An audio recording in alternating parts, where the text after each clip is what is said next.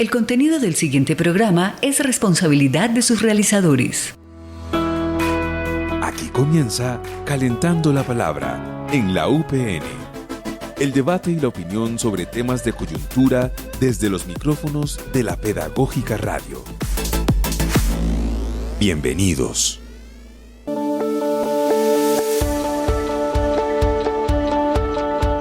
Hola, muy buenos días, cordial saludo para todas y todos ustedes, oyentes de la Pedagógica Radio. Bienvenidos a esta emisión número 40 de Calentando la Palabra. Hoy con un tema muy especial, un momento también para la memoria de nuestro país. Hoy nuestro episodio se titula Exposición Imágenes de la Resistencia, Arte, Memoria y Transformación.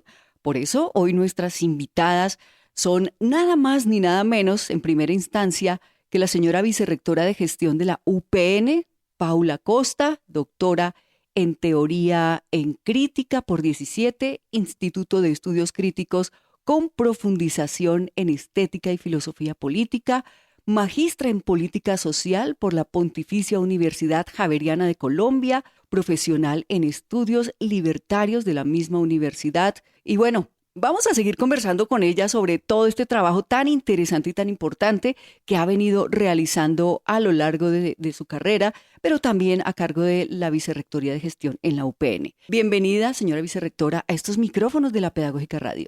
Muchísimas gracias. Para mí es un honor estar acompañando el espacio hoy con ustedes y muy contenta también de poder visibilizar todo lo que estamos haciendo desde la Vicerrectoría frente a el estallido social, lo que sucedió y cómo las artes, digamos, se implican desde no solamente lo estético, sino también un compromiso pedagógico, ético y político. De acuerdo. Y por otro lado, nuestra segunda invitada es Fernanda Espinosa. Ella es integrante del Centro de Museos, Observatorios y Gestión Cultural, doctora en Ciencias Sociales y Humanidades de la Universidad Autónoma Metropolitana, Unidad Coajimalpa, México. Oye, por favor, Fernanda, bienvenida y muchas gracias por acudir al llamado de la Pedagógica Radio. Buenos días para todos, todas y todos. Muchísimas gracias por esta invitación. Justamente poder trabajar en los temas de memoria y pedagogía de la memoria y poder contar aquí en este espacio lo que estamos haciendo, pues es muy importante para nosotras. Desde luego que sí, un tema muy importante que vamos a abordar en instantes, pero antes vamos a presentar nuestra pieza de contexto, porque la inauguración de esta importante obra, de esta importante exposición, pues se llevó a cabo, o más bien en el marco de la 10ª conferencia de Claxo. Por eso, pues aquí está ese momento en donde nos encontramos, nos reencontramos e invitamos a la comunidad docente, a la comunidad estudiantil a conocer esta grandiosa obra que está en esta exposición.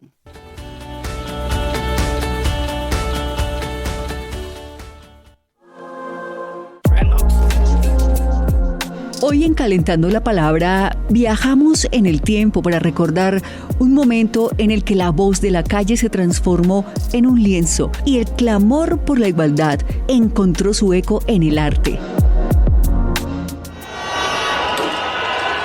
En el marco del estallido social en Colombia, una protesta masiva contra la desigualdad, surgió algo más que consignas. Nació un movimiento cultural imparable. En medio del conflicto, la creatividad se abrió paso. Los muros se llenaron de color, la música sonó más fuerte que nunca y los performances capturaron la esencia de un país que exigía cambio. De ese fervor surgió una oportunidad dorada para el desarrollo artístico, una exposición que logró capturar ese espíritu de lucha y transformación, destacando el talento y la resiliencia de una generación. Su inauguración no pudo ser un escenario más significativo que el marco de la 10ª Conferencia Latinoamericana y Caribeña de Ciencias Sociales Claxo, Consejo Latinoamericano de Ciencias Sociales, celebrada en Bogotá del 12 al 9 de junio de 2025. Este espacio le dio una vitrina internacional a la enorme creatividad de jóvenes, estudiantes, artistas, colombianos en general, mostrando al mundo que desde la adversidad se construye belleza. Escuchemos las palabras de Pablo Pomaro, director ejecutivo de Claxo, quien se refirió al arte como una dimensión más de investigación social, pero también como una dimensión de la pedagogía popular. Estar aquí inaugurando esta muestra que tiene que ver con arte, memoria y transformación, es importantísimo, creo, poder incorporar al arte como una dimensión más de la investigación social, como una dimensión más de las pedagogías críticas, de las pedagogías populares, porque al menos en las ciencias sociales clásicas uno dice, voy a ilustrar esta investigación con una imagen, voy a darles el ejemplo de una obra artística que sustenta toda la teoría. Y el arte no es solo un ejemplo, no es solo una ilustración, es producción de conocimiento en sí mismo. Y este arte además es una memoria disputada. Y vaya si es una memoria disputada que hoy todavía estamos exigiendo memoria, verdad, justicia en Colombia por los muertos y por los mutilados de, digamos, el estallido. En Argentina también, ante el negacionismo histórico, estamos disputando memoria. Por lo tanto, pensar en memoria ligada al arte, a la transformación social y a la resistencia, creo que es una condición, quizás no suficiente, pero necesaria, es un punto de partida para poder construir estos espacios de encuentro, estos espacios públicos, estos espacios colectivos que nos vayan llevando entonces a construir sociedades más justas, más igualitarias, más democráticas, también desde la memoria, también desde el arte, también desde las, digamos, resistencias capilarizadas.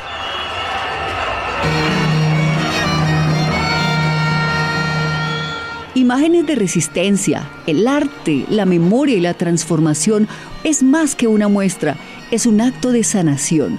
La resistencia se relevó como la oportunidad de continuar, de crear a pesar del conflicto. Este arte se consagró como el instrumento para unir, para sanar heridas, para gritar sin palabras. La memoria se erigió como nuestra forma de construir verdad, de no olvidar y de legar historia a las generaciones futuras.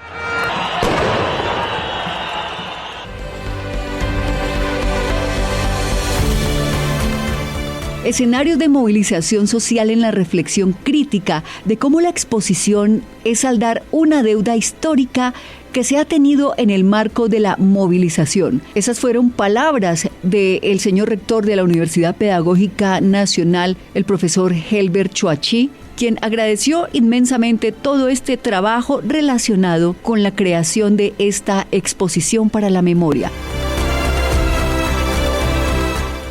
Esta exposición es saldar parte de la deuda que tenemos en el marco del estallido social. ¿Por qué saldar una deuda? Porque fue un escenario de movilización, de encauzar la digna rabia y de pensar una perspectiva de derechos que implicaba desde los barrios, desde el campo, desde los territorios, en cómo construíamos una agenda que nos permitiera enfrentar una agenda de desmovilización y regresiva.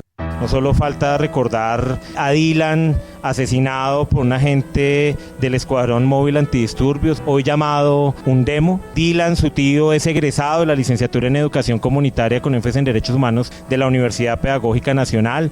Recordar a Duván Barrios, asesinado también en el marco del ejercicio de la protesta social con lo que se denominó Primeras Líneas. Y también esto es un homenaje, una reivindicación, no solo a quienes perdieron su ojo izquierdo en el marco también de las represiones, sino también a todas las víctimas en el marco de pensar que otros mundos, otro modelo de sociedad era posible. Entonces esta exposición es lograr saldar la deuda, pero también es traer a la memoria ejercicios que han marcado también hitos en la transformación de Colombia, porque esta invitación también de esta exposición es a que nos comprometamos también desde la movilización del día a día, cómo construimos unos roles que nos permitan construir la solidaridad, el cocuidado, cómo encauzamos la rabia, cómo encauzamos el hambre, cómo encauzamos la posibilidad de que muchos y muchas tengan mejores condiciones de derechos que nos permitan realmente vivir en dignidad.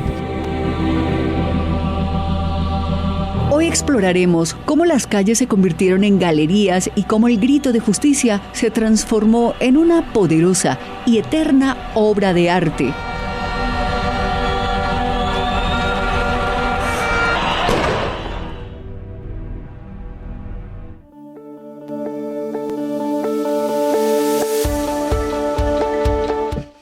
bien, pues estimadas invitadas, estimada señora vicerrectora y Fernanda, pues aquí están, digamos que todos estos elementos que conforman hoy en día la memoria de ese hecho histórico que fue tan doloroso en su momento, ¿no? Las palabras del señor rector, pues así también lo ratifican. Es un momento en la memoria que ustedes han logrado a través de esta exposición capturar. Y hoy nuestro diálogo pues se va a encaminar en 3 ejes importantes. El primero, pues la apuesta por trabajar desde la museología de la Universidad Pedagógica Nacional, el Centro de Museos, Observatorio y Gestión Cultural. Así que bienvenida, señora vicerrectora, nuevamente. Cuéntenos cómo va ese trabajo. Bueno, mira, para nosotras el trabajo museológico de la Universidad Pedagógica Nacional parte de una convicción que tenemos, digamos, como derrotero, y es que los museos y las exposiciones no son únicamente unos espacios para mostrar unos objetos, para mostrar pinturas, para mostrar fotos,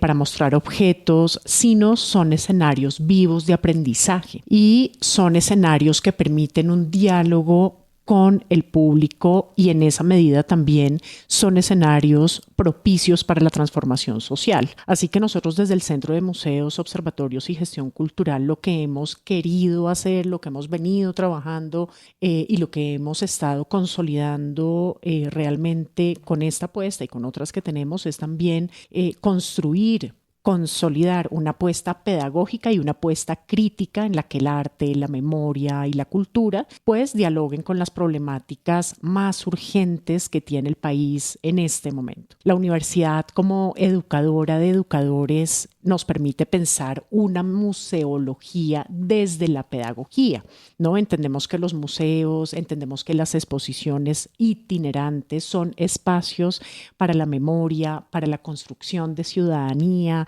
son espacios donde los estudiantes, los artistas, los colectivos y todas las comunidades pueden encontrarse, pueden hablar, pueden dialogar, pueden disentir, pero también pueden poner puntos en común, lo cual permite, digamos, la reflexión del colectivo y para nosotros esto es muy importante, ¿no? Así que desde el Centro de Museos, Observatorios y Gestión Cultural, pues también en ese sentido lo que nosotros queremos es una articulación, no solamente con los públicos, con los visitantes, con los maestros, con el público en general, digamos, sino una articulación también entre los museos de la Universidad Pedagógica Nacional, entre las colecciones que tienen los museos de la universidad, las prácticas culturales de la universidad proyectadas, digamos, más allá de lo institucional, que se estén conectando permanentemente con la sociedad, es decir, un ejercicio vivo de memoria. Muy bien, hablábamos extra micrófonos con usted hace un momento, señora vicerrectora, sobre lo que ha venido ocurriendo desde esa primera vez, desde esa exposición. Compartamos con los oyentes esta experiencia.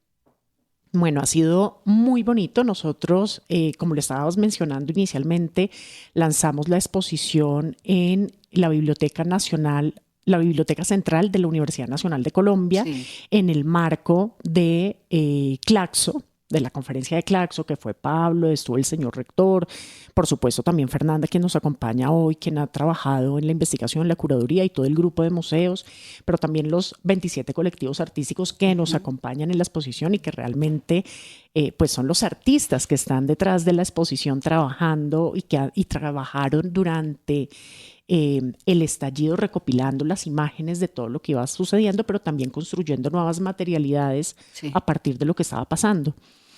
Y de allí fue maravilloso porque en ese momento muchas personas visitaron la exposición y la gente nos empezó a decir, venga, quiero traer esa exposición, nos parece importante para el país, nos parece un archivo de memoria muy importante, queremos que nuestros estudiantes la vean en tal universidad, queremos...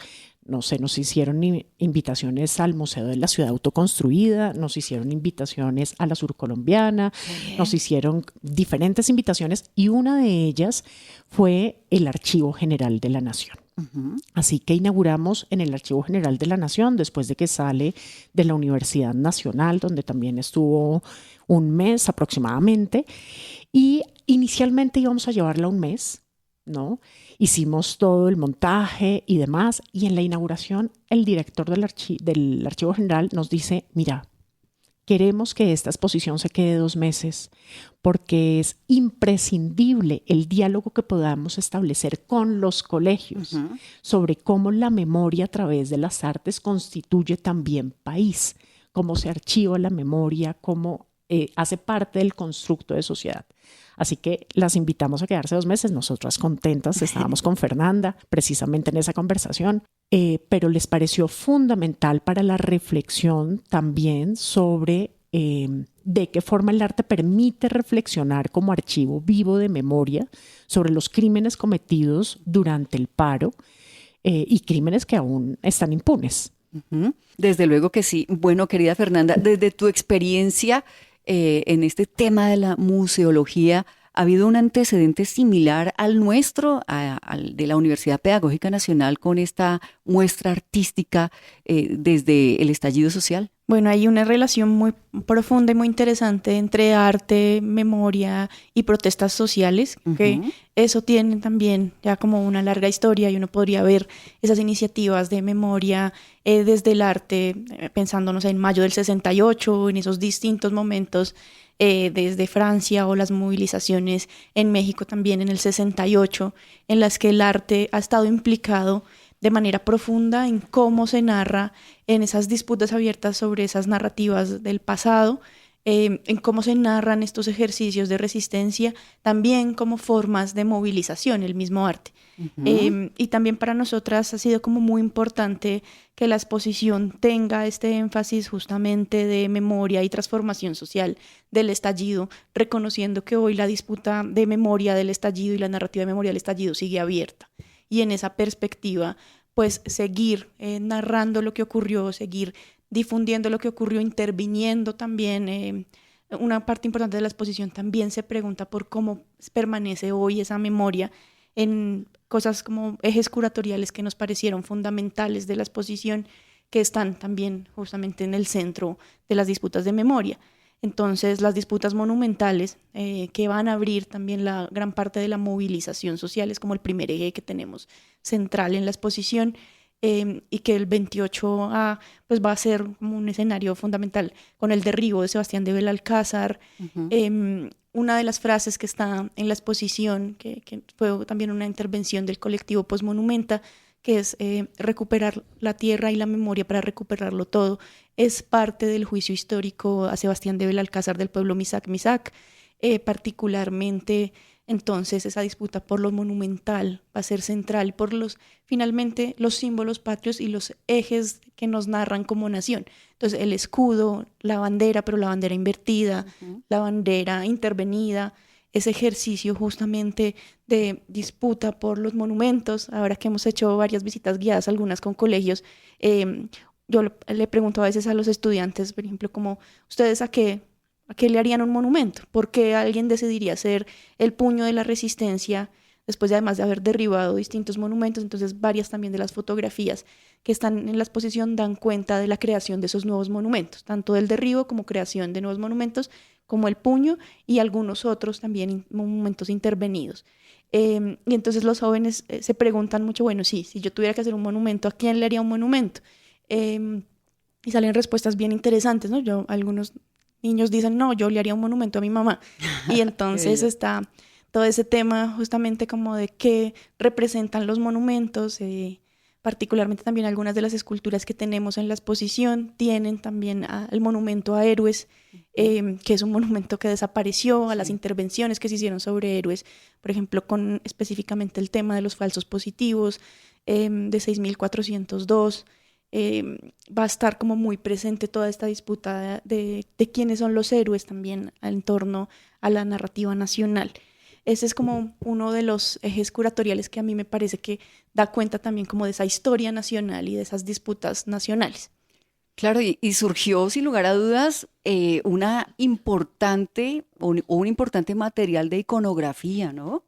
Lo que decías, el puño, derribar los monumentos, crear unos monumentos nuevos que representen que el pueblo tiene memoria, ¿no? Y para salvaguardar esa memoria. ¿De dónde nació, señora vicerrectora, esa iniciativa de lograr esta recopilación de todo este arte que de una u otra forma pues representa estos momentos álgidos de la historia de Colombia, de estos momentos de resistencia donde los jóvenes y donde supuestamente la generación de cristal se volvió generación de acero?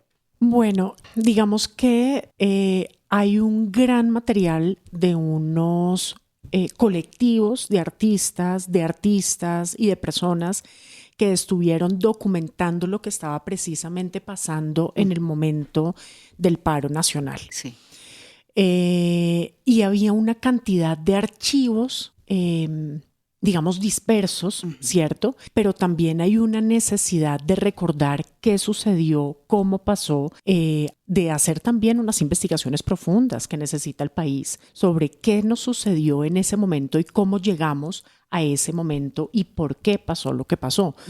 Ahí pues también rescatar el trabajo que ha venido haciendo Fernanda. Fernanda tiene una investigación muy importante sobre las violaciones de derechos humanos que se dieron en el marco del paro nacional. Y yo pienso que esto es algo que hay que activarlo y no olvidarlo. Correcto. No olvidar lo que pasó.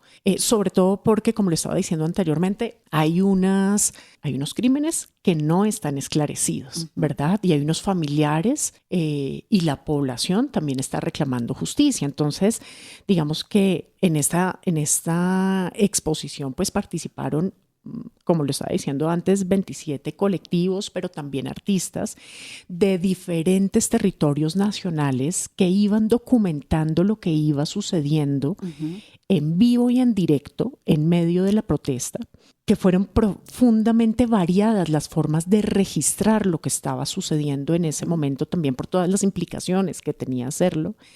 Y ellos estuvieron directamente implicados en las protestas. Entonces, bueno, podemos encontrar, por ejemplo, en Suroriente Popular y Resistente o en Hijos de Usmina, ¿no? Colectivos de familiares de víctimas, colectivos del 9S, que todos se van a reunir y se van a vincular, digamos, alrededor de las víctimas del paro y de la protesta, ¿no? Familiares de jóvenes asesinados, por ejemplo, como el 9S, el 9 de septiembre precisamente, o el colectivo 21N en memoria de Dylan Cruz, o el colectivo Rosa Negra, que va a estar conformado por madres de jóvenes incinerados en el CAI de Soacha. Entonces, cómo nosotras también empezamos a hacer un proceso de memoria, digamos, a partir de la memoria que ya está vinculada, pero más crear el dispositivo para que una cantidad de memorias heterogéneas puedan visibilizarse y podamos recordar qué fue lo que nos pasó, porque además recordemos que estábamos en medio de la pandemia. Sí, claro. Cuando esto pasa, ¿cierto?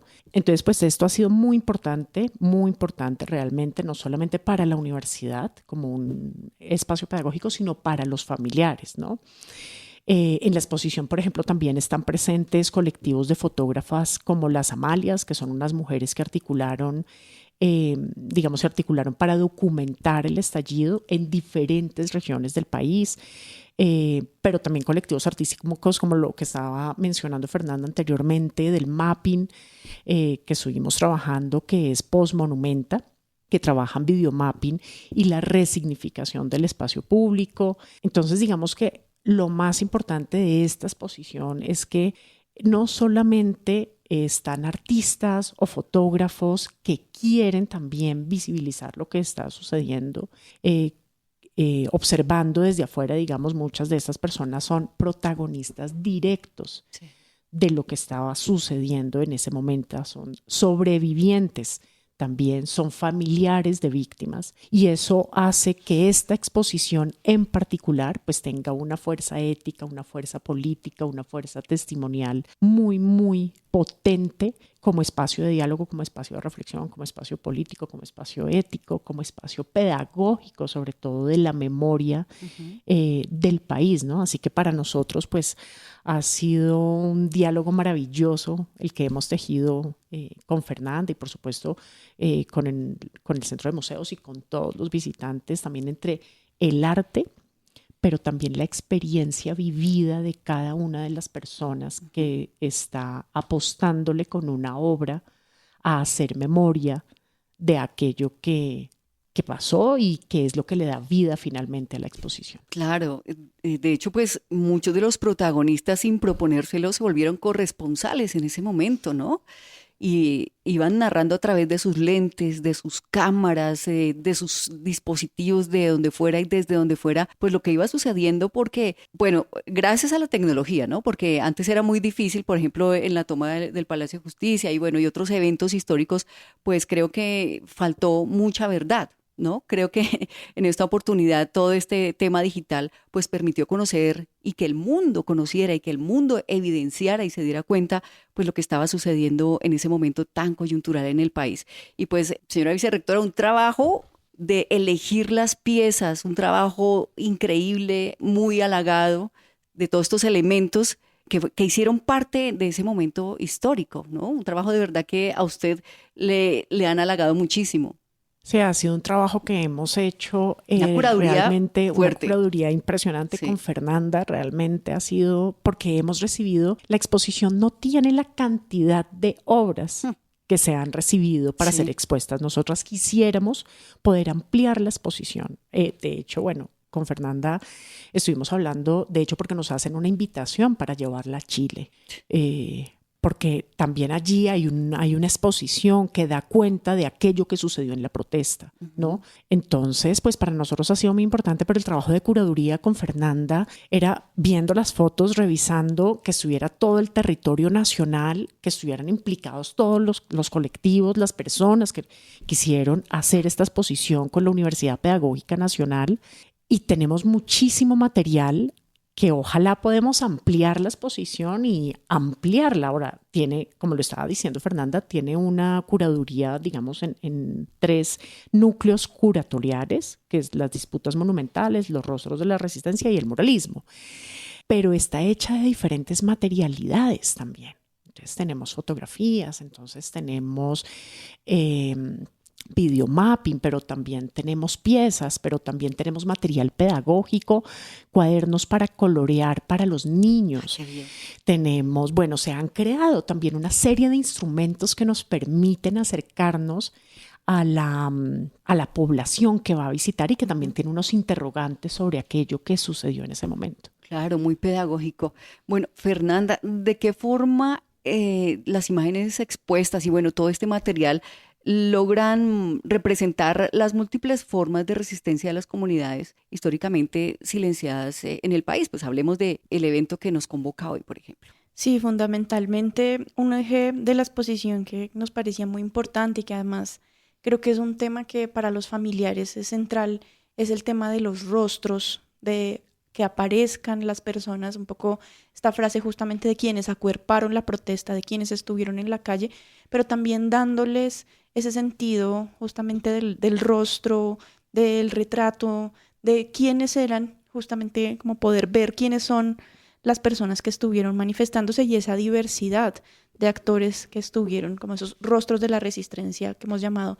Y ahora yo decía, claro, por ejemplo, los niños piensan en yo le haría un monumento a mi mamá y justamente en la exposición hay varias representaciones de madres de primera línea y ese ejercicio justamente como de documentar ese trabajo, por ejemplo, del cuidado que fue tan central durante el estallido, entonces madres de primera línea, pero también el trabajo de mujeres en las ollas comunitarias. Ahí hay varias representaciones en la exposición de las ollas comunitarias, de un trabajo justamente de cuidado en torno a la alimentación. Recordemos que gran parte también del momento del estallido y particularmente un antecedente que es bien importante, que es todo el tema de los pañuelos rojos, de los trapos rojos, que estaba Durísimo. representando el hambre que se estaba viviendo. Entonces los ejercicios de ollas comunitarias van a ser centrales. Había ollas comunitarias que estaban para 500 personas repartiendo alimentos.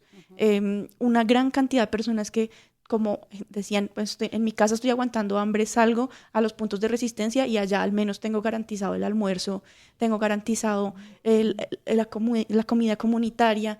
Entonces todo ese ejercicio justamente de soberanía alimentaria está también representado en varias piezas de la exposición que tienen como centro las ollas comunitarias.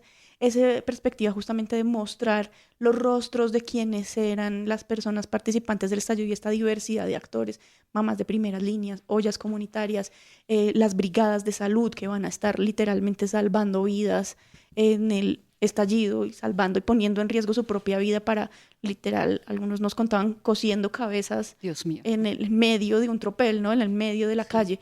Entonces, todos estos ejercicios que son también rostros de resistencia del cuidado, de esa diversidad de trabajos del cuidado, precisamente que estuvieron en el estallido. Ese es un eje central también por lo que los familiares nos han señalado muchísimo como de limpiar el nombre de nuestros hijos, ¿no? ¿Quiénes eran esos protestantes?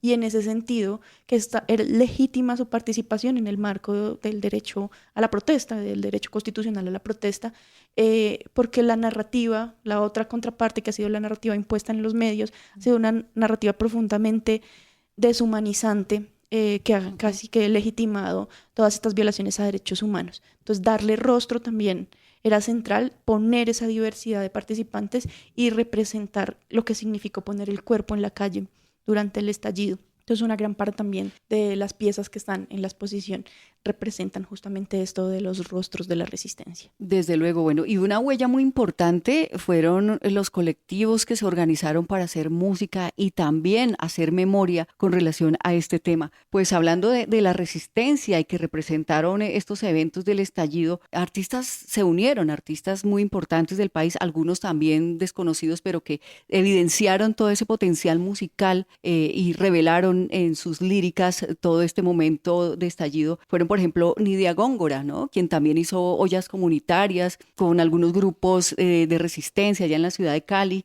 Jacobo Vélez también estuvo acompañando todas estas iniciativas de las ollas comunitarias y demás. Muy bien, nosotros regresamos a este Calentando la Palabra que nos ha sensibilizado muchísimo aquí en esta mesa de trabajo. Y este tema que nos convoca hoy, la exposición Imágenes de la Resistencia, Arte, Memoria y Transformación. Justamente eso es lo que refleja esta gran exposición que, bueno, no está hoy en la Universidad Pedagógica Nacional, pero ya les vamos a contar dónde y pues vamos a hablar precisamente con Fernanda de quiénes participan en esta exposición, quiénes son los artistas, cuáles son las apuestas y esa forma en que se desarrolló su trabajo. Sí, pues central, y a propósito que ahora estábamos hablando de la importancia de la música, de la intervención desde la música, que también tenemos algunas fotografías que dan cuenta de las batucadas, por ejemplo, pero también ahí yo quiero destacar el trabajo de Camila Silva Rodríguez, egresada aquí de la universidad, quien junto en un trabajo bien de la mano con el colectivo Rosa Negra, tiene allí una pieza que además dentro de la exposición genera mucho interés y ha generado también como sensibilización y empatía, que es una pieza en la que está los rostros de los jóvenes asesinados en el CAI de Soacha, pero además con el colectivo Rosa Negra y con una de las madres del colectivo, ellas ponen una instalación en la que está una olla que era una olla de uno de estos jóvenes y está la instalación de poder recrear el cacerolazo, de poder volver a escuchar esos sonidos del cacerolazo con particularidad, pues justamente de esto que es clave, que es la olla, a quién pertenecía esa olla, ¿no? Entonces esta instalación artística musical nos parece bien interesante, sonora. Ella también, y vamos a tener próximamente una activación con ella y en la exposición, una mediación, porque ella ha estado componiendo una canción junto con una de las madres del colectivo Rosa Negra. Entonces también vamos a tener este espacio justo de musical desde el arte y desde la música, el cantar para recordar a los jóvenes asesinados en el CAI de Soacha. Pero pues también tenemos fotografía, entonces está Camilo Arévalo Rojas, que tiene además varias fotografías de dron que nos permiten ver particularmente todo el tema de los murales, que es otro de los ejes centrales de la exposición, el tema del muralismo, que casi no alcanzamos a hablar porque les daría para muchísimo, pero todo el ejercicio de realización de murales, de lo que implicaba estas letras gigantes que aparecieron y que estuvieron creadas y realizadas de manera colectiva en medio de la pandemia, letras gigantes en distintos, que sigue siendo como una disputa presente hoy, por ejemplo, con el mural de Todas las cuchas tienen la razón, o mural y la letra gigante de Nos están matando, las letras gigantes de antiuribismo. Entonces allí presente todo el tema del muralismo, y allí creo que sí la fotografía de dron nos permite tener ese mapa general, esa mirada externa. Carolina Ramírez Páez, Daniela Blanco, David Guevara, Dogma 94, Eliana Echeverría Ponte, Esteban Pérez, Fígaro Andrés Fernández, Gabriela Pinilla, Huechas Hijos de Usminia, Giovanna Rodríguez, Gruncho, José Ruiz, Julián Santana, Luisa Vélez, Miriam Reina, Miller Paniagua Sánchez, el colectivo Postmonumenta, la productora audiovisual Otros Mundos, Santiago Ramírez, Stephanie Rodríguez, el colectivo Suroriente Popular y Resistente, el Taller Lumen, Tatiana Fernández, Vivian Rincón. Me demoro un poquito en leerlos todos, pero creo que es fundamental hacer ese reconocimiento a todos los artistas que además pues voluntariamente han estado acompañando la exposición, han estado presentes. Creo que también para ellos es muy importante ese trabajo colectivo. Creo que ahí es interesante cómo está acompañado este ejercicio de artivismo, diríamos, de trabajos de arte y desde también el activismo y en memoria. Entonces, bueno, destacar muchísimo todo este trabajo que han hecho estos artistas y estos colectivos, que para nosotros es fundamental poder trabajar de la mano con ellos y ellas, y cómo además se generan nuevas apuestas, ¿no? Como hoy, por ejemplo, hay 2 libros ilustrados, 2 libros para colorear, que están dentro de la exposición. ¿Quién hizo ese trabajo de ilustración de los libros? Esos trabajos de ilustraciones, particularmente el Taller Lumen, Tatiana Fernández y Fígaro Fernández, que tienen un libro además muy bello que se llama Firulais, el dron que no quería ser dron. Bueno, ahí también justamente, además un ejercicio muy bello de poder narrar, por ejemplo, la búsqueda de Duván Felipe Barros, la búsqueda, más porque él estuvo desaparecido allí en el Portal Resistencia más de un mes, 30 y tantos días estuvo desaparecido, y luego aparece con signos de tortura en medicina legal. Entonces, por ejemplo, ese cuento ilustrado narra esa historia. Entonces la posibilidad incluso desde el ejercicio de un libro para colorear, poder narrar un caso de estos. O también destacamos mucho el trabajo de Vivian, y con Vivian Rincón hemos hecho varios talleres, esas ilustraciones que ella tiene de Al calor de la olla, un libro ilustrado también que narra los hechos del Portal Resistencia. Bueno, pues muy pedagógico, muy emocional. Yo veo que la señora vicerrectora también se emociona muchísimo al escuchar los nombres de todas estas personas que participaron en esta gran obra, para que pues nosotros los colombianos, y como ellos ya, la señora vicerrectora ya lo dijo, pues tienen invitaciones de carácter internacional para llevar este museo fuera de nuestras aulas. Bueno, se nos acaba el tiempo, señora vicerrectora. Invítenos a visitar la exposición, dónde está, qué hay que hacer. Son suyos los micrófonos. Muchísimas gracias. Bueno, primero que todo también eso, como agradecer muchísimo a los colectivos y a los artistas a nivel nacional, que son quienes hacen posible que esta exposición salga, y al valor que tuvieron para poder tomar las imágenes y construir lo que construyeron realmente y entregarlas, o sea, con la forma en la que lo han hecho a la Universidad Pedagógica Nacional. Esto es un agradecimiento profundo, porque evidencia que la protesta realmente fue una protesta masiva, claro, contra la desigualdad, contra la exclusión, contra la represión, pero fue una profunda irrupción estética y artística que se dio en el país, ¿sí? Y eso hay que reconocerlo, que fue gracias a los artistas. Así que absolutamente ha sido un trabajo maravilloso colectivo, con muchas personas, con muchos familiares, con muchos colectivos y con la universidad. Entonces, bueno, agradecerles, obviamente, pero también invitar a todos para que vengan y nos visiten a la exposición Imágenes en Resistencia, que actualmente está abierta en el Archivo General de la Nación. Como dije al inicio, la íbamos a tener por septiembre. En este momento estará septiembre y octubre. Sí. Es un motivo de orgullo. Y después, como les estaba mencionando, va a continuar una itinerancia en otros espacios.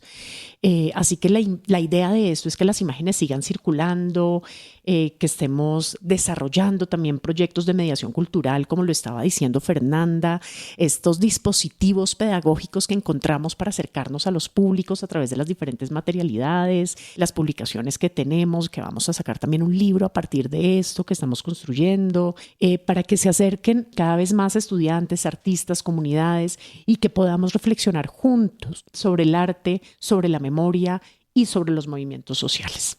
Bueno, muy bien, pues ahí está la información. Podemos ir a visitar esta gran exposición en septiembre y octubre.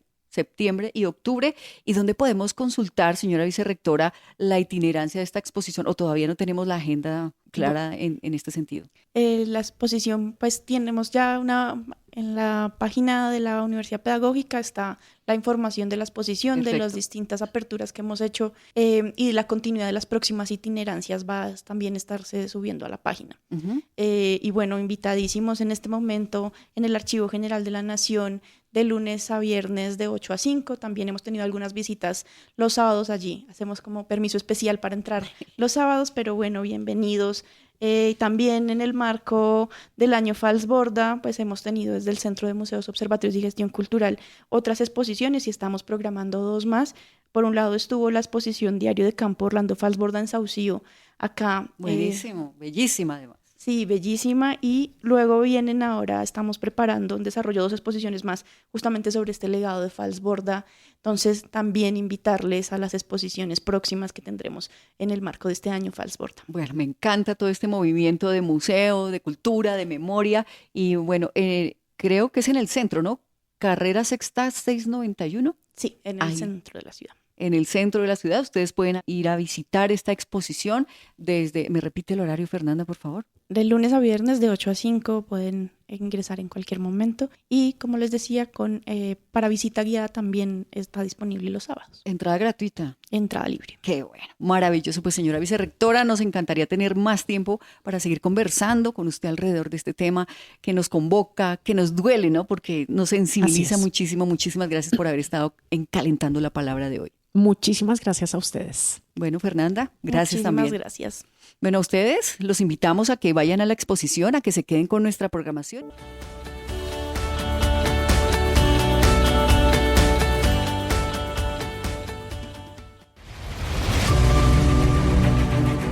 Universidad Pedagógica Nacional. 70 años siendo la educadora de educadores.